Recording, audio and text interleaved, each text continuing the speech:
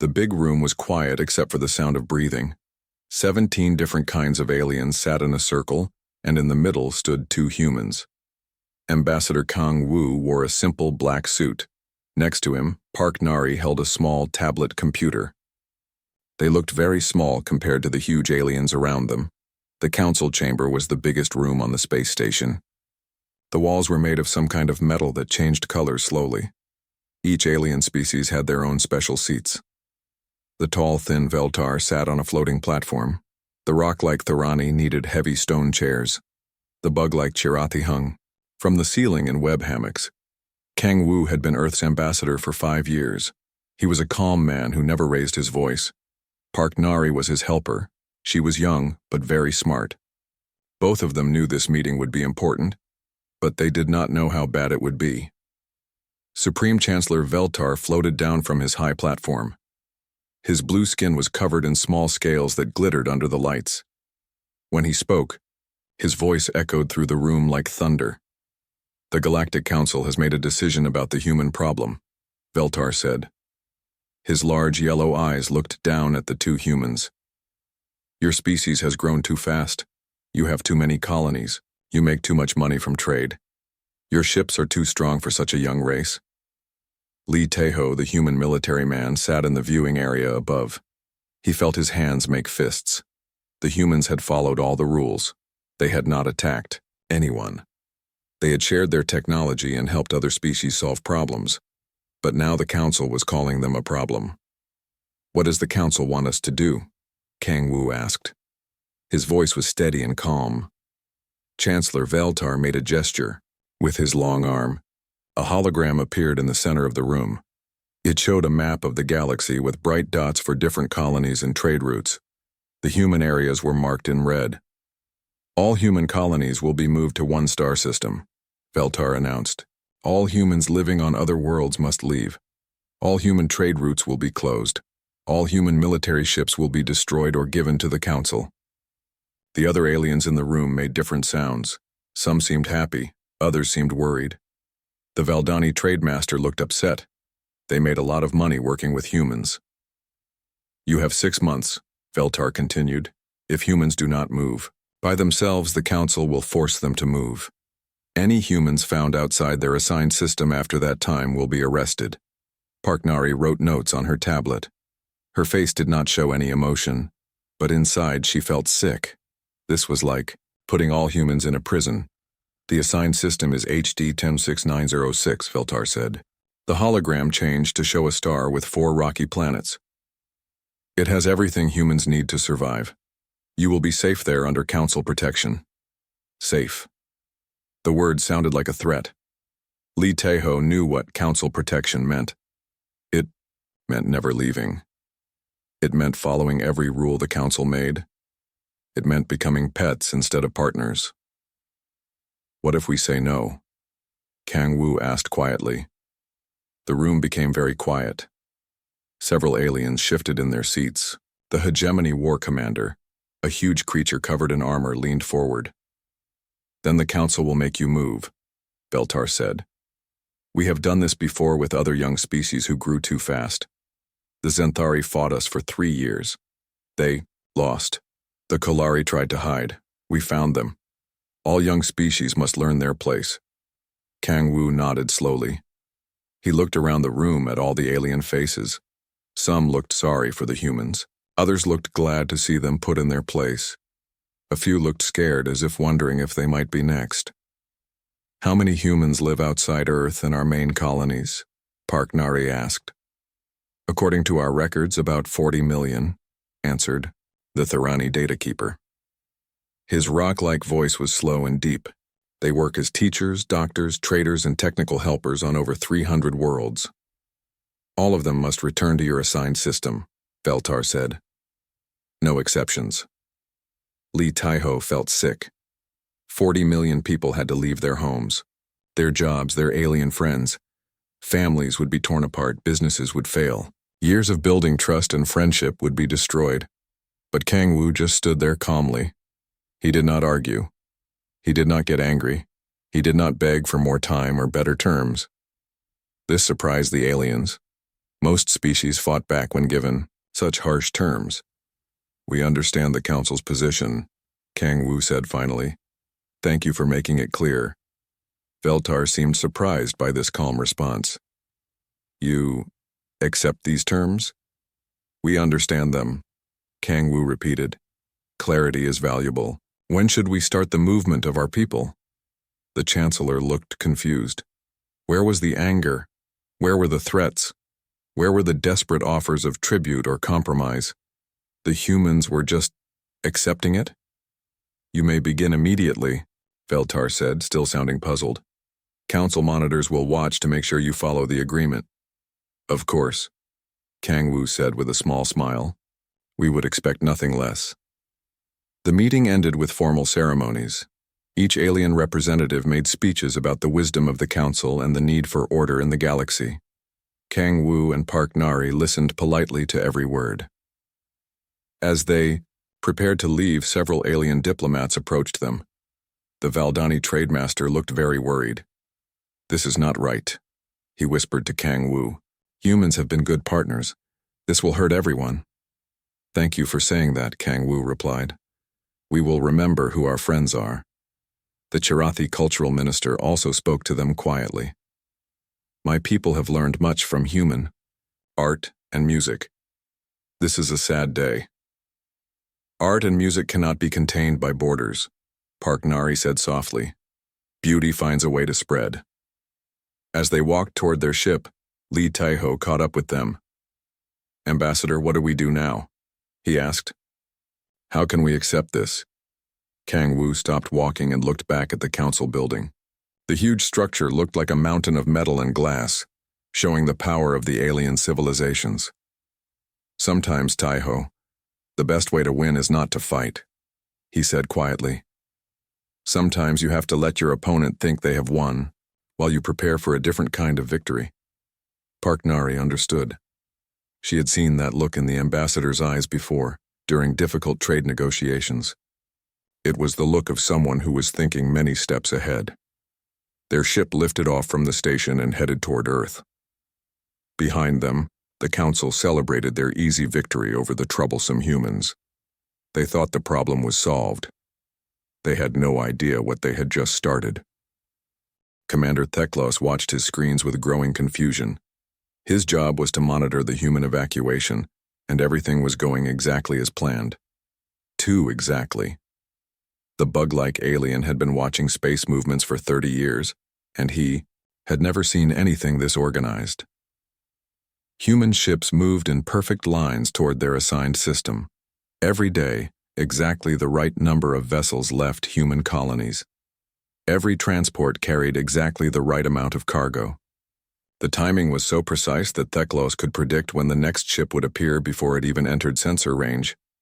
"This is not normal," he told his assistant, a young Thorani named Krekvon. "When my people were moved 50 years ago, there was chaos. Ships broke down, people refused to leave, families got separated, but the humans, and they moved like machines. On the surface, everything looked simple. Dr. Kim Yuna supervised the loading of research equipment on Colony World Kepler 442b. She was a tall woman with gray hair who had spent 15 years studying alien plant diseases. Her laboratory was being taken apart piece by piece and loaded onto transport ships. "Careful with those samples," she told her team as they moved sealed containers. Some of these plant genetics took years to develop. The Council monitor, a floating drone, recorded everything. Seeds, research data, medical supplies, manufacturing tools, all being packed and shipped to the human reservation system. Nothing seemed wrong. But Kim Yuna was actually doing something much more complex. While packing her official research, she was also copying data onto thousands of small storage devices. Each device contained different information: crop genetics that could help desert planets, medical knowledge that could cure alien diseases, manufacturing techniques that could help poor worlds build better tools. Her assistant, Jin Minho, looked like a simple lab worker. But he had once been a special forces soldier. As he loaded boxes onto the transport, he was also memorizing everything about the colony's defense systems, trade routes, and hidden resources. "Dr. Kim," called Captain Yoon Sujin from the loading dock. "The Valdani trade ship is here for fuel." "Kim," Yuna smiled. Of course, please make sure they get everything they need. The Valdani captain, a purple-skinned being named Vextar, had been working with humans for 10 years. He was supposed to be just buying fuel for his cargo run. But when his ship left 3 hours later, its cargo hold contained more than fuel. Hidden among the regular trade goods were data storage devices filled with human knowledge, medical scanners that could save lives, seeds that could grow food on barren worlds, small manufacturing devices that could make tools and electronics, even books and music and art from Earth. Captain Vexitar did not ask questions. He knew the council was forcing humans to leave, and he thought it was wrong. If humans wanted to give gifts to their friends, he would not refuse them. The same scene happened on dozens of worlds. Human freighter Captain Osuman visited a Chirathi mining station for supplies, but when she left, the station's databanks contained complete libraries of human engineering knowledge. The insect-like aliens loved human music, and Osuman had given them thousands of songs and stories. Just friendship gifts, she told the council inspector who asked about her long visit. Humans like to share culture with friends. The inspector, a hegemony official with 4 arms, looked through the shipping records. Everything was legal. No human colonies were being built. No weapons were being hidden. Just cultural exchange and gift-giving between friends. On New Shanghai, trade coordinator Choi Min-soo seemed to be having the worst job in the galaxy. Every day, alien merchants came to complain about losing their human business partners. Every day he had to tell them that humans were being relocated and could not continue their old trade deals. But Choi Min-soo was actually very busy making new deals. Not official ones. Those were ending as ordered. Instead, he was connecting alien businesses with individual humans who were planning to retire or looking for new opportunities. My friend Park Ji-woo is a very good engineer, he would tell a worried Valdani factory owner. When the relocation is finished, maybe she will want a new job in Valdani space. I could give you her contact information. The factory owner would be very interested. Park Ji-woo was one of the best fusion engine designers in the galaxy. If she wanted to work for Valdani companies, they would be happy to hire her. These conversations happened thousands of times across the galaxy. Human experts were quietly connecting with alien employers, not as human colonists. That was forbidden. But as individual immigrants looking for new lives and new homes. On Earth, Ambassador Kang Wu met with President Lee Jung-soo and the Global Council. The room was full of worried leaders trying to understand how to save humanity from this disaster. The aliens think they are putting us in a cage, Kang Wu explained. But they have actually given us the opportunity. They want all humans to move to one system. They never said humans could not leave that system afterward as individuals. Defense. Minister Bae Young-ho looked confused. What do you mean? The council's order is very specific, Park Nari said, reading from her notes.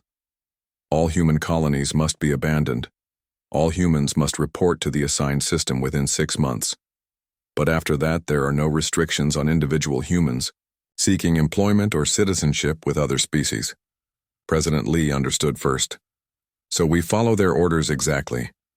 We abandon our colonies. We all report to the assigned system, but then people can make individual choices, Kang Wu finished.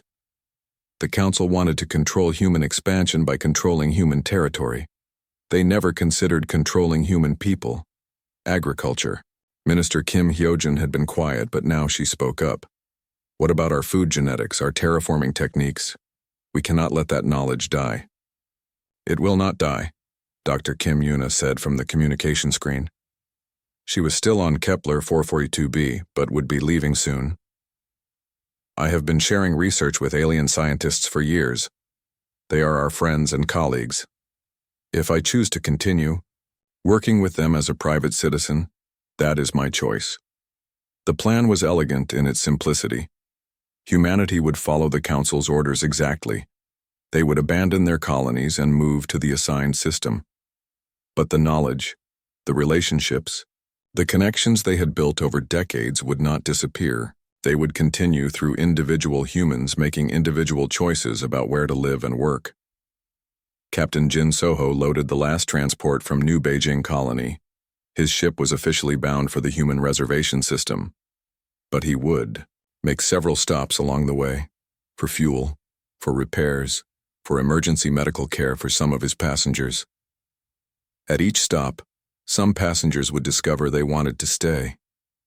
They would apply for immigration status with local governments. They would find jobs using their skills. They would become citizens of new worlds, bringing human knowledge and human connections with them. The council monitors recorded everything. Human colonies were being abandoned exactly as ordered.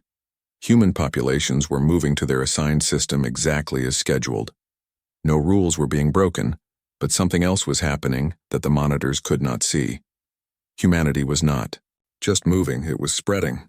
Like seeds on the wind, individual humans were finding new homes throughout the galaxy. Trade networks that had been officially ended were quietly restarting under new names and new flags. Research projects that had been officially canceled were continuing in private laboratories. Defense agreements that had been officially terminated were being replaced by personal friendships and informal cooperation. Commander Theklos reviewed his daily report. Human evacuation proceeding on schedule, he wrote. No resistance encountered, no violations detected. Operation should be completed within the specified time frame. He did not mention his growing feeling that something important was happening that he did not understand. The humans were being too cooperative, too organized, too calm about losing everything they had built. But his orders were to monitor compliance with the council directive, and the humans were complying perfectly. What they did beyond that was not his concern. As the 6th month approached, the last human colonies prepared for abandonment, but the humans were not disappearing. They were transforming from colonists into immigrants, from an organized empire into a scattered diaspora of individuals making personal choices. The council thought they were solving the human problem by containing it. They had no idea they were actually spreading it across the entire galaxy. 1 year had passed since the last human transport disappeared into the HD 106906 system. Supreme Chancellor Veltar marked the operation as a complete success. The human problem had been solved with no war, no rebellion, no ongoing troubles. The galaxy was more orderly now. But analyst Kriva of the Council Intelligence Division was starting to notice strange things. She was a careful being who liked numbers and patterns. Her job was to watch trade routes and economic data across the galaxy. The numbers were not making sense. Look at this, she told her supervisor, showing him a holographic display of trade volumes. Human colonies are gone, but trade in the outer rim has actually increased by 12%. How is that possible? Her supervisor, a tired old hegemony official named Dexmore, barely looked at the data. Other species are filling the gap left by human withdrawal. This is expected and good for galactic stability. But Kriva was not satisfied. She dug deeper into the numbers. The Valdani Consortium had suddenly become much more efficient at running cargo routes. Their delivery times had improved by 30%. Their customer satisfaction ratings were the highest in their history. Chirathi colonies were building new factories and research centers at an incredible rate. Their technology had advanced more in the past year than in the previous 20 years combined. Even small species that had never been good at trade were suddenly running successful businesses. The lizard-like Skarn, who had always been poor farmers, now operated mining operations that rivaled major corporate fleets. Captain Osuman watched a council patrol ship pass by her freighter without stopping. Her ship was registered to the Valdani now, with official Valdani crew and Valdani cargo permits. The council sensors showed nothing unusual, just another alien trade vessel carrying mining equipment to a Valdani colony. The patrol captain would have been very surprised to learn that Osuman had spent 15 years commanding destroyers in the human colonial navy, or that her communications officer, Ryu Minha, had once run intelligence operations for Earth's diplomatic service, or that the mining equipment in their cargo hold was actually advanced manufacturing systems that could build almost anything. Any word from home? Asked Bai Hanyu, who was officially listed as a cultural exchange student but had actually been A special forces operative.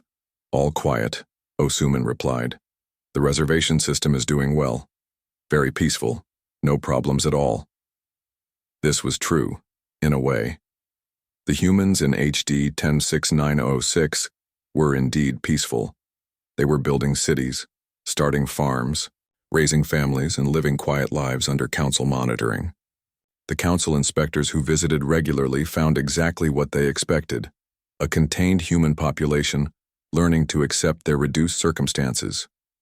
What the inspectors did not know was that HD 106906 had become the greatest communications hub in galactic history. Every human ship that officially left the system carried messages, data, and instructions to humans throughout the galaxy. Every human who officially entered the system brought back information about opportunities and needs across hundreds of worlds. Professor Seo Jiwon taught advanced physics at a Valdani university. She was officially just an immigrant who had found work in her field. Her students were bright young Valdani who wanted to understand quantum mechanics and fusion dynamics, but Professor Seo was actually doing much more than teaching. She was designing better engines for Valdani ships, more efficient power systems for Valdani colonies, and new manufacturing techniques that made Valdani industries more competitive than ever before. "Professor," asked one of her students, a purple-skinned being named Vexhai, "how do you understand these complex systems so easily?" "Humans have a different way of thinking," Seojiwon replied with a smile. "We like to see how all the pieces fit together. When you understand the connections, the solutions become obvious." This was happening throughout the galaxy. Dr. Lim Seulgi worked at a multi-species medical center, treating diseases that had puzzled alien doctors for centuries.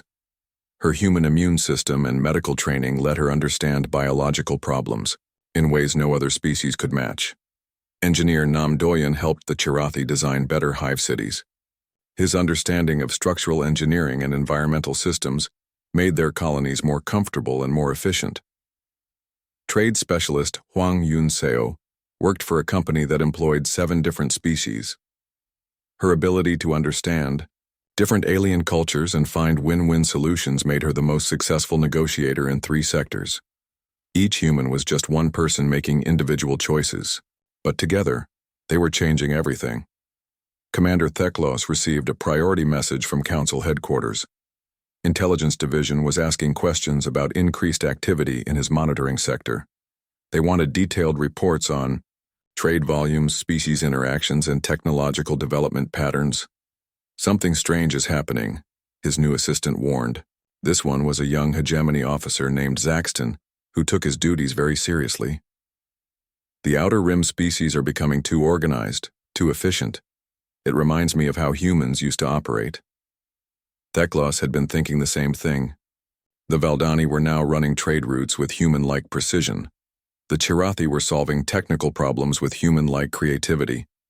Even the simple Skarn were showing human-like adaptability in their mining operations.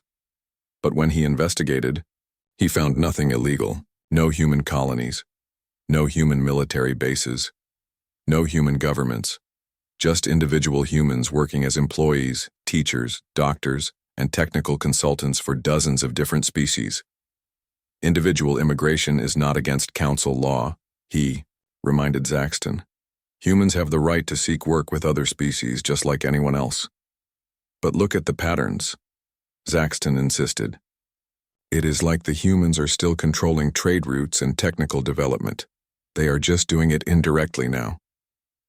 On the Valdani homeworld, Captain Vextar met with his business partners to plan their next cargo run.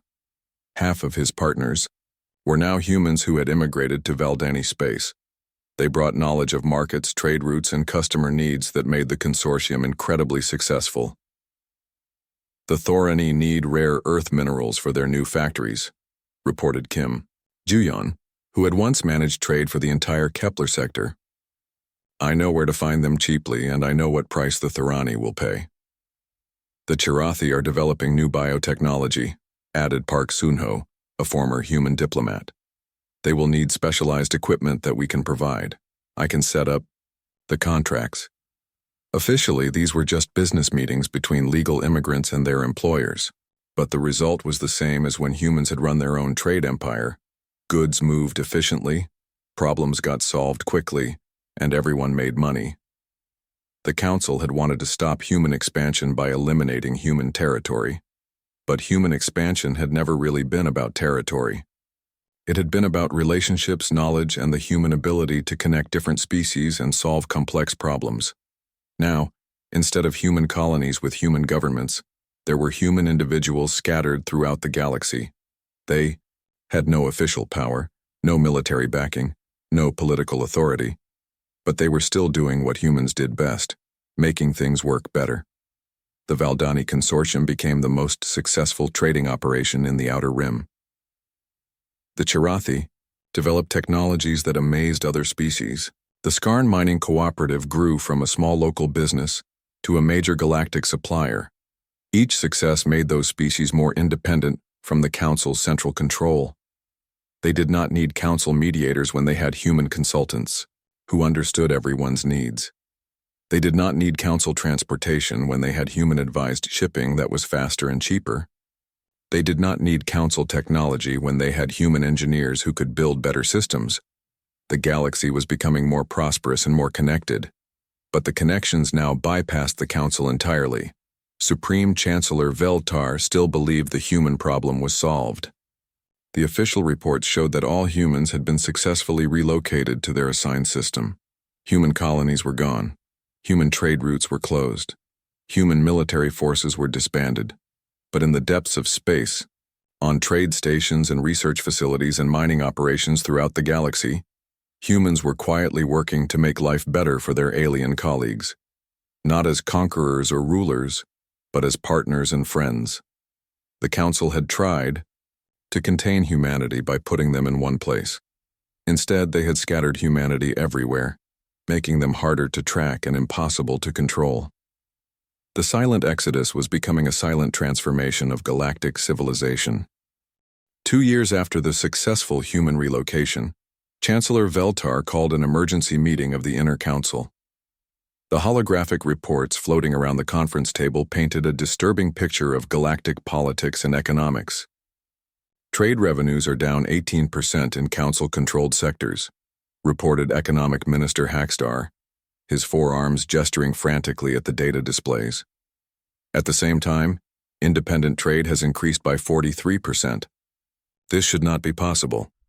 Defense Minister Kolix, a massive armored being from the hegemony military class, leaned forward in his reinforcement chair. More troubling are the security reports. Minor species are forming new defense pacts without Council approval. They claim they need protection from pirates, but their fleets use tactics and formations that look suspiciously familiar. Veltar studied the reports with growing concern. The Outer Rim species were becoming too independent. They were solving problems without asking the Council for help. They were making trade deals without using Council mediators. They were building technologies without Council oversight. On the edge of Valdani space, Admiral Kang Dong-hyuk watched his mixed-species fleet practice formation flying. Officially, he was retired from human service and now worked as a defense consultant for the Valdani Consortium. His ships were registered to 6 different species and flew under various flags. But anyone who understood military tactics could see the human influence in everything they did. The way they coordinated their movements, the way they shared information, the way they protected their supply lines. It was all based on human naval doctrine. Admiral, called Captain Park Moran from the bridge of a Chirathi-flagged destroyer, "We have 3 pirate ships approaching the mining convoy at grid 77. "Acknowledged," Dong-hyuk replied calmly. "All units, execute defense pattern Delta 7. The fleet moved like a single organism. Valdani frigates took flanking positions while Chirathi fighters swarmed the pirates' escape routes. Skarn heavy cruisers provided covering fire as the convoy ships jumped to safety. The entire operation took 12 minutes and ended with the pirates retreating without firing a shot. To any Council observer, this looked like a normal anti-piracy operation by independent species defending their trade routes. They would not realize that Delta 7 was a tactical formation developed by the human colonial navy and taught to allied forces throughout the galaxy. Dr. Jung Miran sat in her laboratory on a Chirathi research station, working on what she called her retirement project. Officially, she was just an elderly human scientist doing theoretical research into faster-than-light communication. But her work was far from theoretical. She had developed a new type of quantum communication system that could send messages instantly across vast distances. Unlike the old systems that could be monitored and controlled by the Council, her new network was completely secure and impossible to intercept. The first test was successful, she reported to her research partner, a Chirathi, scientist named Klixva. We can now communicate instantly with our colleagues on 12 different worlds. Klixva's compound eyes glittered with excitement. This will revolutionize scientific cooperation. We can share research data instantly instead of waiting months for courier ships. What Klixva did not fully understand was that this communication network would also revolutionize political and economic cooperation. Species throughout the galaxy would be able to coordinate their activities without the Council knowing what they were planning. The first messages sent through the new network were simple scientific data exchanges. But soon, trade deals were being negotiated instantly across the galaxy. Defense pacts were being discussed in real time. Economic partnerships were forming faster than the Council could track. On the Council's home station, intelligence analyst Kriva worked late into the night, trying to understand the patterns she was seeing in her data. Trade routes that made no economic sense. Technology transfers that violated established procedures. Defense agreements between species that had never worked together before. Sir, she told her supervisor the next morning, I think we have a serious problem. The outer, rim species are not acting independently. Someone is coordinating their activities. Supervisor Dexmore was annoyed at being bothered with another of Kriva's conspiracy theories. Who? The humans are locked away in their reservation system. Our monitors confirm they rarely leave that area. That is true, Kriva admitted, but look at this data pattern. She brought up a complex display showing trade flows, technology transfers, and communication patterns across the galaxy. This level of coordination requires central planning. Someone with detailed knowledge of galactic economics and politics is making these connections. Perhaps the Valdani have become better at business, Dexmore suggested dismissively. Sir, 3 years ago the Valdani could barely manage trade routes within their own sector. Now they are running the most efficient shipping network in the galaxy. The Chirathi used to struggle with basic manufacturing. Now they are producing technology that rivals Council standards. The Skarn were simple farmers. Now they operate mining, fleets that compete with major corporations. Kriva highlighted dozens of similar examples. Species that had been struggling for decades were suddenly thriving. Technologies that had taken the Council centuries to develop were appearing in the outer rim within months. There is only one species that has ever shown this level of adaptability and problem-solving ability, she concluded. Humans. Dexmore finally looked up from his other work. Impossible. Humans are contained in HD 106906 under constant monitoring. The humans in that system are contained, yes. But what about the individual humans who emigrated to other worlds? According to immigration records, over 38 million humans now live and work throughout the galaxy. On a Valdani trade station, former Earth diplomat Park Sunho mediated a dispute between the Thorany Mining Guild and the Chirathi Manufacturing Cooperative. Both species had come to him because they trusted his ability to find solutions that worked for everyone. The Thorani need guaranteed mineral quotas for their expansion project, he explained to the Chirathi representatives. The Chirathi need reliable delivery schedules for their production lines. Both of you want fair prices and long-term stability. Within 2 hours, he had worked out an agreement that satisfied both sides. The Thorani would get their guaranteed quotas. The Chirathi would get their reliable deliveries. Both would benefit from bulk pricing and shared shipping costs. This was the kind of negotiation that would have taken Council mediators weeks or months to resolve. But Park Sunho understood both species well enough to find the common ground quickly.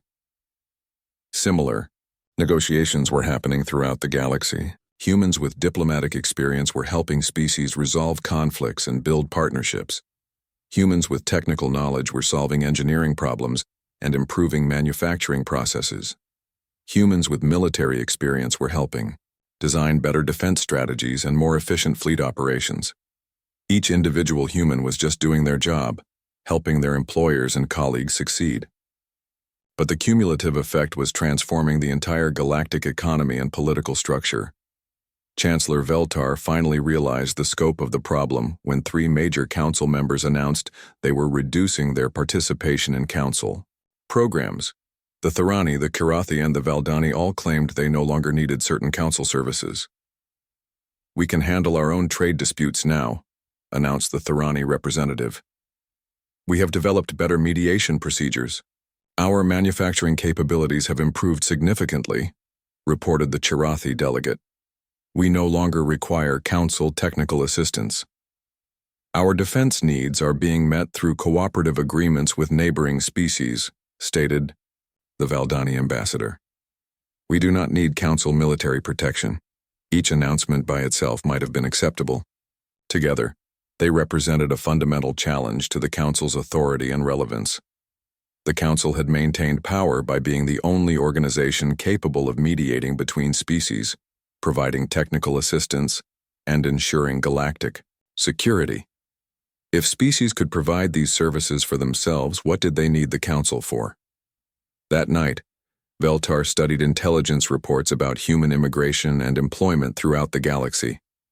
38 million humans scattered across hundreds of worlds, working in thousands of different jobs, building relationships with dozens of different species. He began to understand the magnitude of his mistake. The council had tried to solve the human problem by containing human expansion. But human expansion had never been about territory. It had been about people, relationships, and the uniquely human ability to connect different species and solve complex problems. By scattering humans throughout the galaxy as individual immigrants, the council had not eliminated human influence. They had made it impossible to control or contain. Instead of a human empire that could be negotiated with or fought against, they now faced a galaxy full of humans who were loyal to their adopted species and committed to making their new homes prosper. The silent exodus had become a silent revolution, and the council was just beginning to realize how much they had lost. 5 years had passed since the council forced humanity into the HD 106906 system. What had seemed like a great victory was now revealed as the greatest mistake in galactic history. Chancellor Veltar stared at reports that painted a picture of his civilization slowly falling apart. The hegemony, the powerful alliance that had controlled the galaxy for 800 years, was breaking into pieces. Member species were leaving one by one, choosing to join smaller regional cooperatives that offered better trade deals and more responsive government. "Another 3 systems have declared independence this week," reported his aide, a nervous young official named Texmar. "They say they no longer need council services and do not want to pay council taxes." Veltar felt very old. "How many does that make total?" 47 systems have left the hegemony in the past 2 years, sir. Another 31 have reduced their participation to minimum levels. At this rate, we will lose majority control within 18 months. The crisis had started slowly. The Valdani consortium had grown so successful that they no longer needed council trade mediation. The Kirathi had developed such advanced technology that they no longer needed council research assistance. The Skarn Mining Cooperative had become so wealthy that they no longer needed council economic support. But then other species began to notice. If the Valdani, Kirathi, and Skarn could thrive without the council, why could not they? The answer, though nobody said it officially, was human help. Every successful independent operation had human advisors, human consultants, human partners, not as rulers or leaders, but as friends and colleagues who understood how to make complex systems work better. Former Ambassador Kang Wu lived quietly on a Valdani agricultural world, tending a small garden and reading books. He looked like a retired old man enjoying his final years. But when the council sent a formal invitation asking him to return as a special advisor, his response surprised everyone. "I appreciate the offer," he wrote back politely, "but I'm quite happy with my current life. Perhaps you should speak with Kim Joo-hyun, who represents several Outer Rim cooperatives. or Park Sun-ho, who has become quite skilled at interspecies mediation. The council tried to contact Kim Joo-hyun, but she was now a citizen of Valdani space and served as their trade representative. They tried to reach Park Sun-ho, but he worked for a coalition of 12 different species and could only speak for them, not for humanity as a whole. The humans had scattered so widely and integrated so completely with other species that there was no longer a single human authority to negotiate with. Earth's government officially controlled only the reservation system, and they consistently replied that individual humans living elsewhere were free to make their own decisions. Captain Oh Suman, now an admiral in the Multi-Species Defense Alliance, commanded a fleet of over 200 ships from 15 different races. Her tactics and training methods had been adopted by half the galaxy's independent defense forces. When council ships tried to enforce trade regulations, they often found themselves facing fleets that fought with distinctly human strategies. "Admiral," reported her tactical officer, a young Chirathi named Vexkai, "Council Enforcement Squadron is demanding that we submit to inspection." Oh Suman smiled calmly. "Reply that we are operating in sovereign Valdani space under valid defense contracts. They have no authority here." The Council Squadron commander knew he was facing a superior force, but he had his orders. "We are authorized to enforce Council regulations on trade route security." "Which regulations?" Oh Suman asked politely. "We are registered under Valdani law, crewed by citizens of multiple independent species, and operating under contract to protect legitimate commerce. Which specific council authority applies to our operations?" The legal challenge was precisely designed to expose the weakness of council authority. They had laws that applied to member species, but these ships belonged to species that were no longer members. They had regulations about human military forces, but these were not officially human ships. After 3 hours of legal arguments, the council squadron withdrew without conducting their inspection. Another small defeat that would encourage more species to question council authority. Dr. Jung Miran's communication network now connected over 400 worlds in real time. The instant communication allowed independent species to coordinate their activities in ways that the council could not match. Trade deals were negotiated faster than council bureaucrats could even hear about them. "Professor?" asked her research assistant, a bright young Skarn named Cuthvex. "Why did the council not develop this technology themselves? They have had much more time and resources than we have." Jung Miran paused in her work and looked thoughtful. "The council focuses on control and hierarchy. They want information to flow through official channels so they can monitor and regulate it. But this technology works best when information flows freely between equals." It was a fundamental difference in philosophy that the council had never understood. Humans had always been good at building networks of cooperation between different groups. They shared information freely, trusted their partners, and focused on making the whole system work better rather than controlling every detail. The council tried to solve problems by making more rules and more bureaucracy. Humans solved problems by connecting the right people and letting them work together. Intelligence analyst Kriva presented her final report to the Inner Council. She had spent 2 years studying the human diaspora and its effects on galactic civilization. Her conclusions were devastating. "The humans have not disappeared," she told the assembled leaders. "They have become invisible. 38 million humans are now integrated into the economies, governments, and defense forces of over 200 species. They have no central leadership, no unified command, no single point of failure that we can attack." Chancellor Veltar studied the holographic displays showing human influence spreading like a web throughout the galaxy. "Can we force them to return to their reservation system?" "Impossible, sir. They are legal citizens of their adopted worlds. Many have married local partners and started families. Some have held their current jobs for years and are essential to local industries. Forcing them to leave would cause economic collapse in dozens of systems." "What about military action?" asked Defense Minister Kolex. Kriva highlighted the military analysis. Human-advised forces now control approximately 60% of the galaxy's independent military capacity. They use human tactics, human technology, and human coordination methods.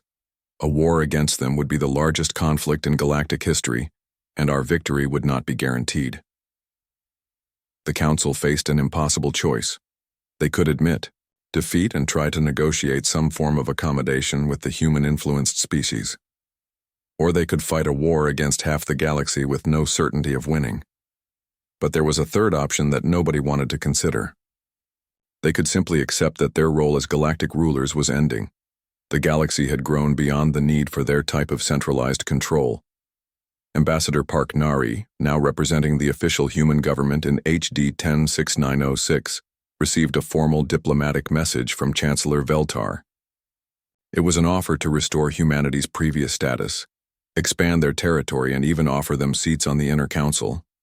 Her reply was delivered by a young diplomat named Lee Young-ho, who had grown up during the years of exile and relocation.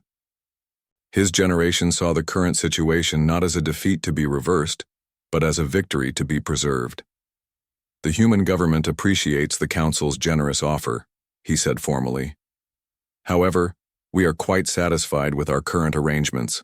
Our people are prosperous and safe in HD 106906.